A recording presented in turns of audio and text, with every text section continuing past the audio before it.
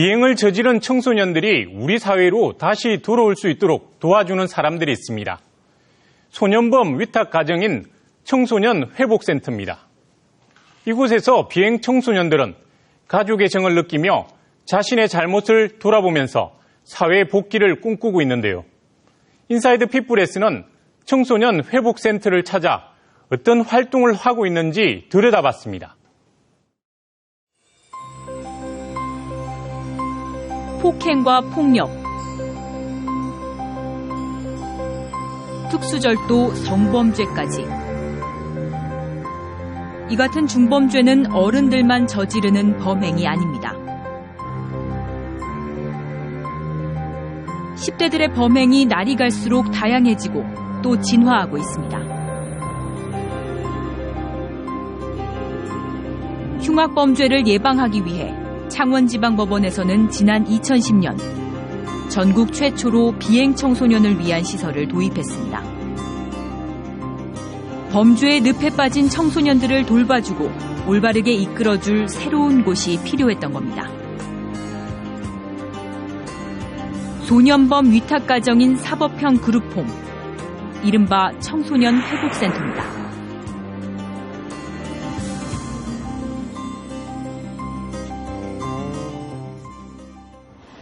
이 학교에 있어야 할 소년들이 어쩌다 법정에 서게 된 걸까요?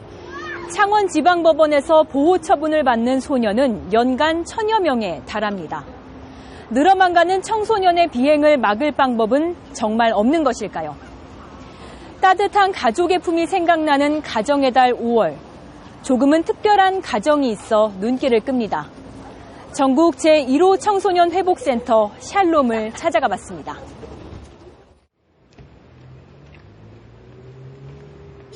지난달 말 창원지방법원 소년법정에서는 재판이 열렸습니다. 보호관찰 문자 알지?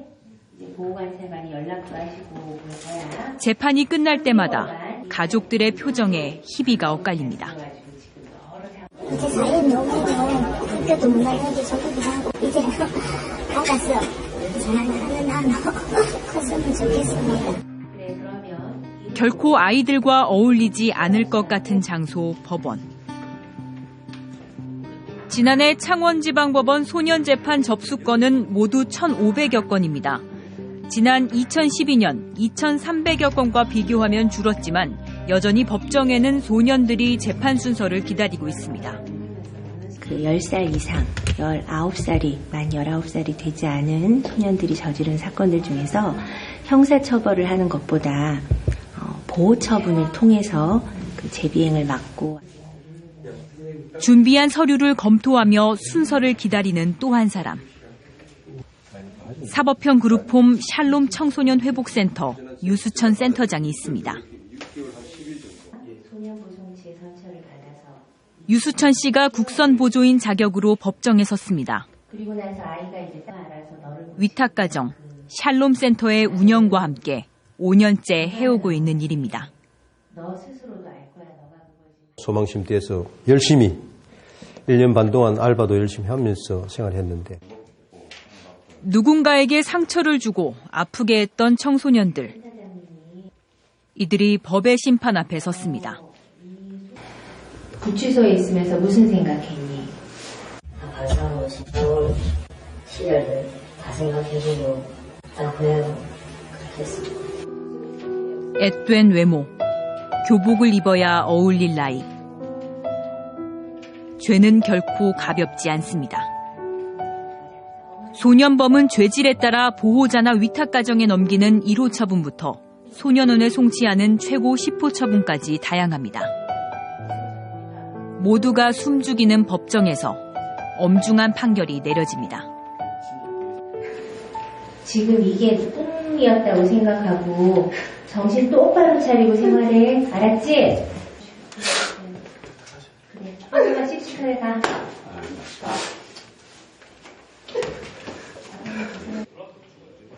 청소년 회복센터를 운영하고 있는 그는 법정에 들어설 때마다 만감이 교차합니다.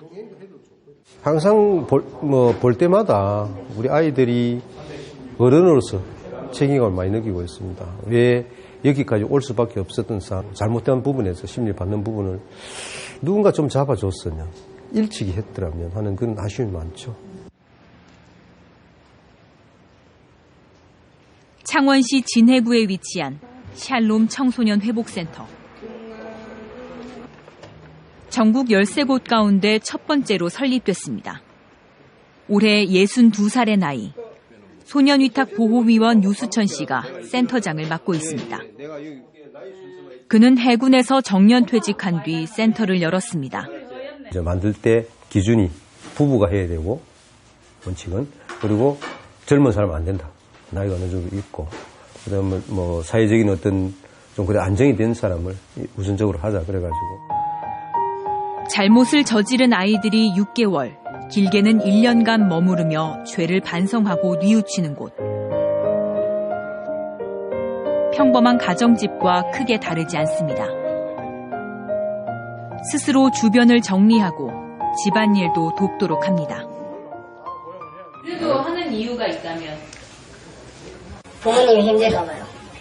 네, 여기는 뭐 같이 공동생활이기 때문에 우리가 해도 생각해요. 여기서는 지켜야 할 수칙이 있습니다. 잘 안 지켜지는 게 이게 핸드폰 사용하는 거.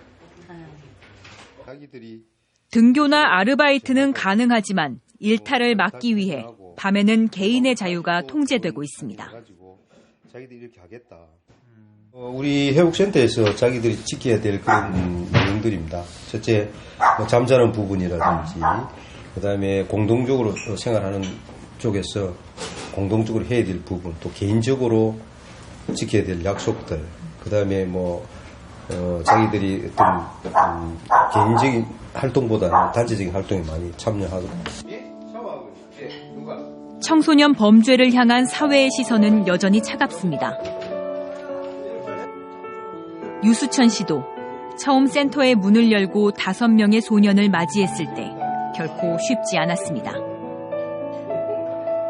하지만 아이들에게 관심과 애정을 쏟아 제비행과 더 큰 범행을 막는 게 우선이라 생각했습니다.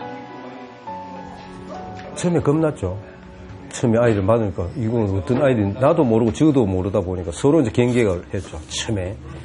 근데 이제 아이들을 일단은 먼저 그 아이들에게 접근하는 방법을 인정해주자. 일단 인정해주자. 그리고 그 이야기 한번 들어주자.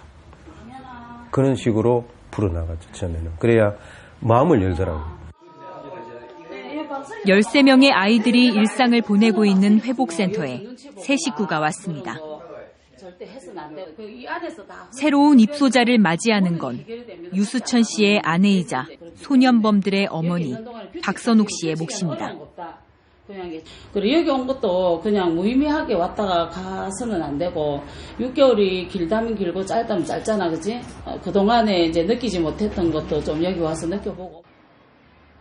센터에 아이를 맡기고 뒤돌아가는 길. 부모의 심정도 착잡합니다. 자기가 스스로 이렇게 느끼고 10분이라도 부모 마음의 심정을 좀 알아줬으면 그렇게 없습니다. 엄마의 손맛이 익어가는 시간. 박선옥 소장이 분주합니다. 아이들이 먹게 될 음식입니다. 매번 챙겨야 하는 만큼 번거롭고 손이 많이 가는 식사 준비. 아이들의 엄마 박선옥 씨는 한 번도 힘들다는 생각을 하지 않았습니다. 아이들이 이제 뭐 밖에서 이렇게 돌아다니면서 인이도 제대로 못 챙겨 먹고 뭐 먹는 데 봤자 라면 1,000원짜리 컵라면 이렇게 먹고 생활하던 아이들이라 이렇게 해주면 너무 잘 먹고 여기 오면 다 살이 쪄요. 함께하는 식사 시간입니다. 10여 명의 소년들이 모여 늘 시끌벅적한 식탁입니다. 한창 먹고 자랄 나이에도 대부분 따뜻한 집밥을 먹지 못했던 아이들은 박선옥 씨의 손맛에 고마움을 느낍니다. 밥 먹자. 엄마의 정성이 느껴지고 항상 감사하게 느끼고 있습니다. 맛있는 식사를 해주셔서. 개인의 외출이 자유롭게 허락되지 않는 곳. 다 함께 밖으로 나왔습니다.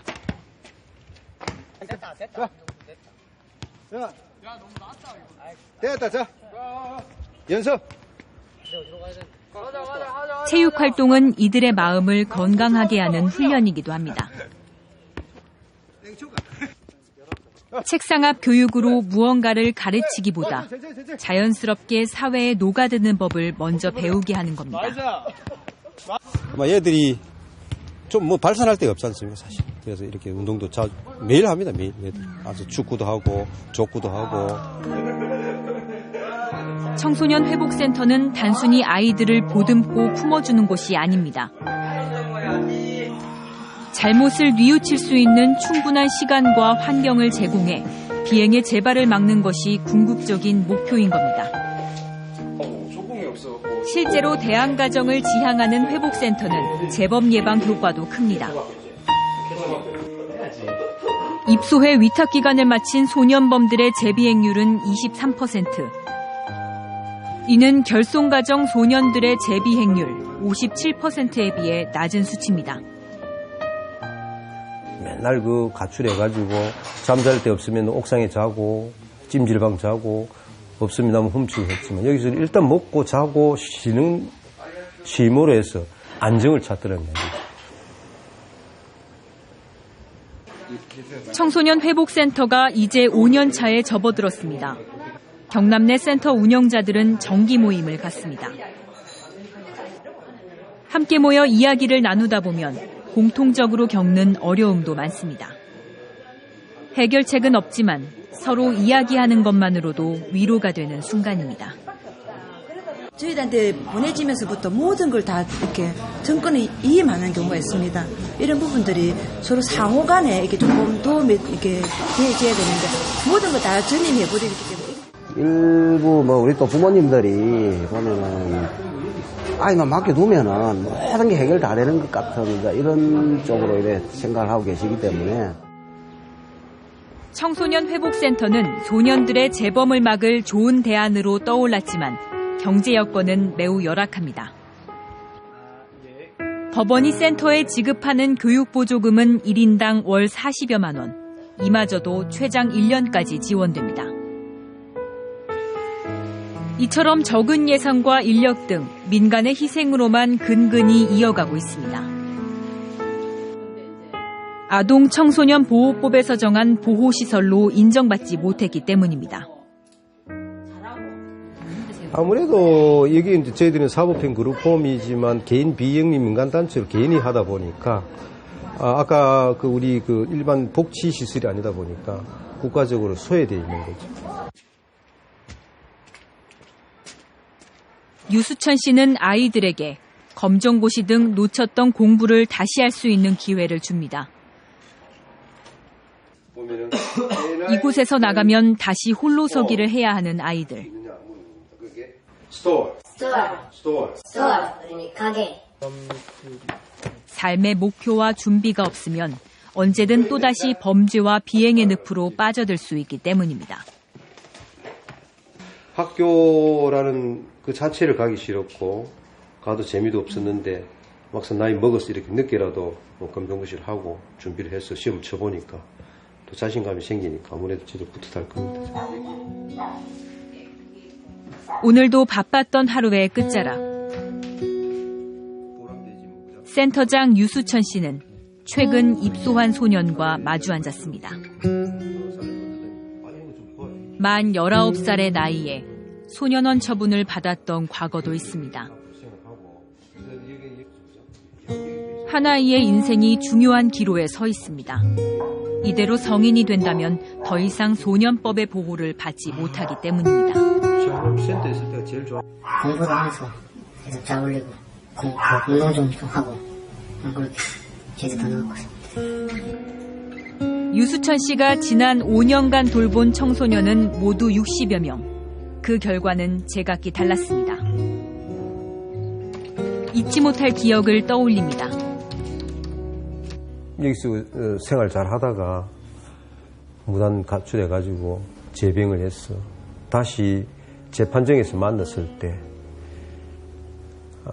모든 사람들 앞에 미안한 마음도 들었고, 기쁜 일은 우리 집에 잘 생활하고 나가서 대학에 들어갔다고 그 소리 들었을 때 가장 기뻤고요. 그 다음에 저 군대 갑니다 하고 전화했던 아이들이 가장 보람되죠. 샬롬 회복센터에 찾아온 밤, 조촐한 환영식이 열렸습니다. 기쁘고 좋은 날 우리에게 우리를 보내주신 날 축하해요 축하해요 축하해요. 센터에 울려 퍼지는 경쾌한 노랫소리는 여느 평범한 소년들과 다르지 않습니다. 보살핌을 제대로 받아보지 못한 채 범죄를 먼저 배웠던 아이들은 유수천 박선옥 부부의 사랑 안에서 지난날을 반성하고 있습니다. 저희가 가정에서 이제 이렇게 많은 걸 받지 못했는데 소장님이랑 이제 센터장님께서 그런 면에서 이제 아버지 어머니 같이 이렇게 챙겨주시니까 이렇게 제어를 하다 보면 좀 더 철이 들 것 같기도 하고 사고도 덜 칠 것 같기도 하고 해서. 방황과 탈선으로 피해자를 아프게 하고 법정에 섰던 아이들은 지난날을 반성하고 있었습니다.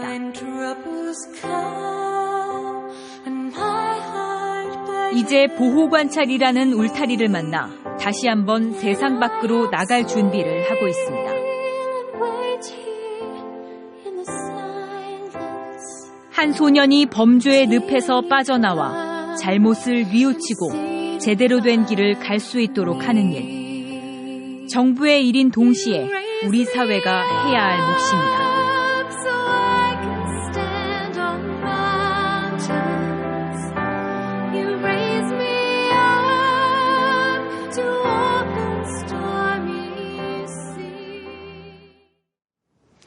네팔 대지진이라는 지구촌의 비극이 지난 한 주 동안 국민들의 가슴을 먹먹하게 만들었습니다. 네팔에 가족이 있는 이주 여성과 노동자들은 가족의 생존 소식을 확인하느라 애를 태우고 있을 겁니다. 이들의 아픔을 조금이나마 덜어줄 수 있도록 한국인의 따뜻한 정과 도움이 필요한 시기입니다. 뉴스 인사이드 오늘 순서 여기서 마칩니다. 시청해 주셔서 감사합니다. 안녕히 계십시오.